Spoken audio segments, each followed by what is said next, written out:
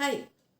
आज का जो ये वीडियो है ना, ये एक मेरा बड़ा इंटरेस्टिंग टॉपिक है जो कि मेंटल हेल्थ से रिलेटेड है। तो आज ना मैं मेंटल हेल्थ के बारे में कुछ ब्रीफ में बताऊंगी। हो सकता है वीडियो के एंड में मैं ये भी बताऊं कि बिकॉज मैं कोई साइकोलॉजिस्ट नहीं हूँ, मैं कोई डॉक्टर नहीं हूँ, मैं कोई साइकेट्रिस्ट डॉक्टर भी नहीं हूँ, पर मैं इस और कदम आगे क्यों बढ़ा रही हूँ या मैं इस चीज़ को डिस्कस क्यों करना चाहती हूँ।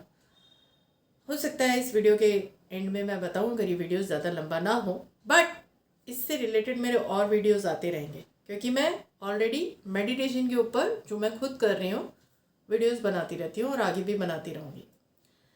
तो आज मैं पहले थोड़ा सा ब्रीफ में बता देती हूँ कि मेंटल हेल्थ से रिलेटेड ट्रीटमेंट क्या है।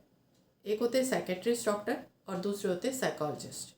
जो साइकेट्रिस्ट डॉक्टर होते हैं वो आपको मेडिसिन्स देते हैं, यानी आप उनके पास जाएंगे, आप अपनी बात उन्हें बोलेंगे तो वो आपको ऑब्जर्व करेंगे और अपनी ऑब्जर्वेशन के through medical point of view से वो आपको मेडिसिन देते हैं। वो आपकी काउंसलिंग नहीं करते, थोड़ा बहुत इन जनरल कुछ बोल दिया बट काउंसलिंग नहीं करते। साइकोलॉजिस्ट जो होते हैं वो मेडिसिन नहीं देते हैं, वो आपको सुनते हैं और आपके अकॉर्डिंग आपसे बातें करते हैं सुनने के बाद। तो ये दो तरीके के ट्रीटमेंट मेंटल हेल्थ में चलते हैं और भी कई थेरेपीज़ हैं बट उनके बारे में मैं फ़िलहाल अभी कोई बात नहीं करूँगी। मेन ये दो हैं क्योंकि ये इजीली अवेलेबल है हमारी सोसाइटी में। अब मैं एक चीज़ और क्लियर कर देती हूँ कि जो एलोपैथिक डॉक्टर हैं जब वो मेडिसिन देते हैं, जो लोग बहुत स्ट्रेस में चले जाते हैं, जैसे सैडनेस भी आती है, इसमें डिप्रेशन भी आता है, नींद नहीं आती है या बहुत एक्साइटमेंट में चला जाता है या सुसाइडल टेंडेंसीज के थॉट आते हैं लोगों को, तो एलोपैथिक डॉक्टर जो हैं उनकी जितनी भी मेडिसिन हैं उसमें कहीं ना कहीं नींद की डोज होती ही होती है, यानी वो इंसान के दिमाग को सुलाने का काम कर रहे होते हैं। बिकॉज दिमाग जो है ना वो बहुत एक्सेस में चला जाता है और मैंने अपने आसपास जितने भी लोगों को ये ट्रीटमेंट लेते हुए देखा है, मैंने देखा कि वो ज़रूरत से ज़्यादा सो रहे होते हैं। कब तक सुला के रखोगे, ये मेरा एक बड़ा क्वेश्चन मार्क है इस चीज़ पर। बट एनीवे फ़िलहाल अभी मैं इस बारे में नहीं बोलूँगी, बट जितना मैं लोगों को देखती हूँ तो मैं देखती हूँ कि वो लोग एलोपैथिक मेडिसिन से सोने में सो रहे हैं, मतलब जिसे देखो वो सो रहा है। होम्योपैथिक में भी इसका ट्रीटमेंट है और होम्योपैथिक की मेडिसिन से इंसान नॉर्मल होता है बट नींद में नहीं रहता। होम्योपैथिक मेडिसिन में, होम्योपैथिक के ट्रीटमेंट में भी इसका ट्रीटमेंट है बट नींद में इंसान नहीं रहता। और इन दोनों ट्रीटमेंट के बारे में बताने के बाद मैं ये ज़रूर बोलूँगी कि चाहे आप एलोपैथिक में ट्रीटमेंट ले लो या होम्योपैथिक में ट्रीटमेंट ले लो, मेडिसिन वाला, अभी मैं काउंसलिंग की बात नहीं कर रही हूँ। दवाइयाँ इफ़ेक्ट करती हैं और मैं भी ज़रूर बोलूँगी कि ज़रूर ट्रीटमेंट लेना चाहिए, लेकिन अगर आप ये सोचते हैं कि आप मेडिसिन पे चले गए और आप ठीक हो जाएंगे, नो, नॉट एट ऑल। और मैं ये भी बताऊंगी कि मैं एलोपैथी के खिलाफ क्यों हूँ इस चीज़ में, क्योंकि इसमें ना अपने आप पर बहुत काम करना पड़ता है। काउंसलिंग के लिए इसलिए जाना पड़ता है कि वो आप अपने पे काम कर सके, वो आपसे बातें करके आपको उस जगह पे लेकर आता है कि आप काम कर सकें। पर अगर कोई चीज़ आपको लगातार सुलाए रखेगी, वो आपके दिमाग को भी सुलाती है और बॉडी को भी उस स्टेट में ले जाती है कि आप अपने ऊपर कैसे काम करेंगे, पॉसिबल ही नहीं है। तो इसलिए मैं एलोपैथिक में, ठीक है जाना है जाइए बिल्कुल, और मे बी कि कुछ डॉक्टर्स हों जो आपको निकाल के ले आए, लेकिन हर कोई नहीं करता और अगर आप ज़्यादा नींद में रहेंगे तो आप अपने आप पे काम भी नहीं कर पाएंगे। तो मेरा अपना पर्सनल ओपिनियन जो है, क्योंकि ऑब्वियस है अगर हम किसी डॉक्टर के पास जा रहे हैं ट्रीटमेंट लेने के लिए तो हमारे पास हमारा ओपिनियन होना ज़रूरी है। ये नहीं है कि बस वो डॉक्टर है तो हम चले जाएं और हम सोचे नहीं कि ट्रीटमेंट सही डायरेक्शन में जा रहे हैं या नहीं जा रहा है। तो मैं ये नहीं कहूँगी कि एलोपैथी में जाना नहीं चाहिए, बट इस चीज़ की तरफ ध्यान देना चाहिए जो भी मेडिसिन ले रहे हैं कि क्या वो सारा टाइम नींद में तो नहीं रहते हैं, क्योंकि अगर आप नींद में रहेंगे ना तो सामने वाला जो आपकी काउंसलिंग कर रहा है या जो आपकी हेल्प कर रहा है या जो काम आपको अपने आप पे करना है वो आप नहीं कर पाएंगे। तो नींद से तो आपको बाहर आना पड़ेगा। होम्योपैथिक की मेडिसिन में नींद ज़्यादा नहीं होती है, बल्कि नॉर्मल जो आप सो रहे होते हैं बस वही सोते हैं, वो सुलाने का काम नहीं करती हैं। पर दोनों में ही मेडिसिन का रोल यही है कि सिर्फ मेडिसिन से बहुत रेयर में ही कोई ठीक हो पाएगा, बाकी आपको या तो खुद से लड़ना होगा या काउंसलिंग के लिए जाना पड़ेगा। अब बात आती है काउंसलिंग कि काउंसलिंग में क्या इसके बेनिफिट हैं? ऑफ कोर्स हैं। जब तक आपको ये एहसास नहीं होने लगता ना कि मेरे अंदर क्या है, क्योंकि क्या है ये सारी चीज़ें मेडिकल टर्म्स में डिफाइन है, और एक इंसान जो शुरुआत में इस और जा रहा है, मतलब मेंटल इलनेस को फेस कर रहा है, तो स्टार्टिंग में उसको ये टर्मिनोलॉजीज नहीं पता है।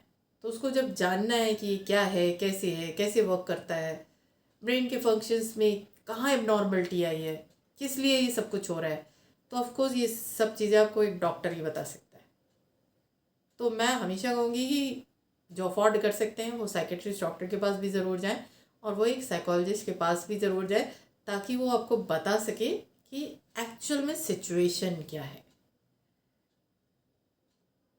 क्योंकि जैसे जैसे आपको अपने बारे में पता चलता चला जाएगा, वैसे ही आप अपने आप से फाइट करने के लिए तैयार हो जाएंगे। और जब आप अपने आप से फाइट करने के लिए तैयार हो गए तो डिपेंड करेगा कि आपकी ड्राइविंग फोर्स क्या है। जितनी ज़बरदस्त आपकी ड्राइविंग फोर्स होगी उतनी जल्दी आप इस चीज़ से रिकवर करेंगे। ठीक। लेकिन अब बात आती है कि लोगों की इस बारे में एक्सपीरियंसेस क्या है। तो पहला नाम तो मैं यो हनी सिंह का ही ले लेती हूँ कि यो हनी सिंह का खुद का कहना है, एक पॉडकास्ट में उन्होंने बोला है कि जब मैं थेरेपी के लिए गया तो मेरा केस और वर्स हो गया। इसके अलावा निखिल कामत जो कि जीरोधा के को फाउंडर हैं, उनका एक पॉडकास्ट है, पॉडकास्ट नंबर WTF10, जिसमें अमिताभ बच्चन की नातिन नव्या नवेली भी है, जेप्टो का फाउंडर भी है, आई थिंक सो, शायद उसका नाम अवित है, और अवित और निखिल कामत दोनों के बीच में चल रहा है। और निखिल कामत उससे उसके चाइल्डहुड के बारे में पूछ रहे हैं कि क्या बचपन में कुछ ऐसा तुम्हारे साथ हुआ, एंड उसको बोला कि यू नीड थेरेपी।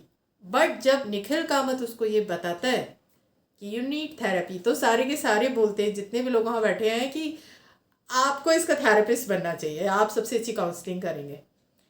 लेकिन उसी पॉडकास्ट में निखिल कामत ये कहते हैं कि 10 में से 9 हॉरिबल थेरेपिस्ट होते हैं, यूजलेस। ये निखिल कामत ने कहा है पॉडकास्ट नंबर 10 में। और यो हनी सिंह को तो आप लोग सुन सकते हैं और सुना भी होगा, वो तो क्लियरली बोलते हैं कि मेरा केस और वर्स कर दिया। तो एक्चुअली मैं जो अपना वीडियो बना रही हूँ ना, ये इसी वजह से बना रही हूँ कि ये सब ट्रीटमेंट ज़रूरी है, पर याद रखिए अगर आप इस सिचुएशन से होकर गुजर रहे हैं ना, तो आपको ही ऑब्जर्व करना पड़ेगा कि कौन सी थेरेपी आपके लिए बेस्ट है। आप जाइए, आप ये मत सोचिए कि वहाँ जाने से कोई फ़ायदा नहीं हुआ, वहाँ जाने से कोई फ़ायदा नहीं हुआ, नहीं, आपको चूज़ करना पड़ेगा। बॉडी की और जितनी सिकनेस है ना फिजिकल फॉर्म में, वहाँ पे एक डॉक्टर के पास आप जाते हो, बड़े आराम से ट्रीटमेंट ले लेते हो, कोई दिक्कत नहीं आती है। बट जितनी मेंटल इलनेस में प्रॉब्लम आती है ना डॉक्टर्स चूज़ करने में, साइकोलॉजिस्ट चूज़ करने में, बाय गॉड इतनी कहीं नहीं आती। रीज़न क्या है? रीज़न ये है क्योंकि लोगों को लाइफ की डेप्थ के बारे में पता नहीं होता, और जब तक किसी को लाइफ की डेप्थ के बारे में पता नहीं होगा वो दूसरे इंसान से जुड़ नहीं सकता, और जब तक आप किसी से जुड़ नहीं सकते तब तक आप उसकी मेंटल इलनेस को ख़त्म नहीं कर सकते। इसके लिए सिर्फ एक डॉक्टर होना या किताबें पढ़ना काफ़ी नहीं है। क्योंकि मैं अब आपको बता देती हूँ कि मैं अपने मेडिटेशन से रिलेटेड बहुत सारे वीडियोस बनाने वाली हूँ, और ऑफ कोर्स मैंने पहले भी अपने एक वीडियो में शेयर किया कि एक बाउंड्री मेरी लाइफ में ऐसी बनी पड़ी है जिसकी वजह से मैं जो करना चाहती हूँ मैं कर नहीं पा रही। 2024 में भी मैंने पूरी कोशिश की कि मैं इस बाउंड्री को तोड़ूं, बट नहीं टूटी, एंड फाइनली 2025 अभी 2.5 मंथ्स हो चुके हैं, नहीं टूटी, अभी भी नहीं टूटी, पता नहीं कब टूटेगी। पर इस बार मैंने डिसाइड किया है कि मैं जहाँ खड़ी हूँ मैं वहीं से शुरू करूँगी, क्योंकि वेलनेस पर मुझे बहुत बहुत चीज़ें शेयर करनी है। मेंटल सिकनेस से बाहर आना कोई मुश्किल काम नहीं है, मैं इसकी गारंटी देती हूँ। और ऑब्वियस है, लाइफ में मैंने भी स्ट्रेस फेस किया है, पर बाय बर्थ मेरे अंदर एम्पैथी की स्टेट है। सामने वाला अगर कनिंग है तो समझ लो मैं डिस्कनेक्ट होती ही होती हूँ। बट बाकी ठीक है, चीज़ें चल रही हैं तो मैं उससे ना कनेक्ट होने लगती हूँ और मुझे पता चलने लगता है कि इसके अंदर क्या चल रहा है। बाकी मैं स्टडी करती हूँ, अपनी खुद की लाइफ से भी फाइट करती हूँ, और जो मेरी सराउंडिंग्स में है वो भी मुझे हमेशा बोलते हैं कि तुम्हें ना उसमें काम ज़रूर करना चाहिए। इवन दो जो मेरे डॉक्टर्स हैं दूसरे ट्रीटमेंट के, वो भी मुझे बोलते हैं आपको ना काउंसलर बनना चाहिए, आप बहुत अच्छी काउंसलिंग करोगे। पर मैं जिस वे में उसको प्रोड्यूस करना चाहती हूँ, बाउंड्री की वजह से मैं वो सब कर नहीं पा रही। यही रीज़न है कि मैं मेडिटेशन से रिलेटेड कि हाँ मैंने मेडिटेशन किया, आज ये इफ़ेक्ट आया, आज वो इफ़ेक्ट आया। मैं बता देती हूँ कि मेरे ब्रेन में कुछ फिजिकल प्रॉब्लम भी आई हैं, इस हिस्से में स्वेलिंग आ गई थी। सेकेंड थिंग, मैं डेफ हूँ, ये हियरिंग एड मैं यूज़ करती हूँ, जिसकी वजह से मुझे बचपन से वर्टाइगो प्रॉब्लम रही है। और स्मेलिंग पावर वो भी नहीं है मेरी, मतलब थोड़ी है, बहुत सही स्मेलिंग पावर नहीं है, तो हैवीनेस मेरे अंदर भी बनी रहती है। और वर्टाइगो है तो ऑब्वियसली मेरे ब्रेन पे उसका इफेक्ट जाता ही है, फिर लाइफ का स्ट्रेस भी है। पर मैं मेंटली अपने आप से खुद ही ज़्यादा फाइट करती हूँ, मैं डॉक्टर्स पे ज़्यादा डिपेंड नहीं रहती, और मैं डॉक्टर चूज़ करने में बड़ी परफेक्ट हूँ, ये मैं बता देती हूँ। डॉक्टर के आजकल तो मुझे ऐसे लगता है कि आज की दुनिया ऐसी हो गई है जहाँ पे आपको हर चीज़ में चूज़ करना चाहिए। बट एनीवे, मैं जो करना चाहती हूँ मैं इसलिए नहीं कर पा रही हूँ अभी कि एक बाउंड्री टूट नहीं पा रही है, बस मुझे उसे तोड़ना है। जैसे ही वो टूटेगी तो मेरी एक वेबसाइट बन के तैयार होगी, और उस वेबसाइट पर वीडियोस भी होंगे, टेक्स्ट भी होगा, और how to handle this life, मैं अपनी लाइफ को कैसे कैरी करती हूँ, मैं वो सब शेयर करूँगी। पर्सनल लाइफ वाली चीज़ें नहीं शेयर करोगी कि बर्तन कैसे साफ़ कर रहे हो, कपड़े कैसे धो रहे हो, या घर के अंदर कितने मेंबर हैं, उनके साथ मेरी क्या डील चल रही है, social get togethers. No, I am not going to make this kind of videos, मैं कभी नहीं बनाऊँगी। बट ऑफ कोर्स मैं शेयर ज़रूर करूँगी, फाइट करूँगी सबके साथ इससे लड़ने की।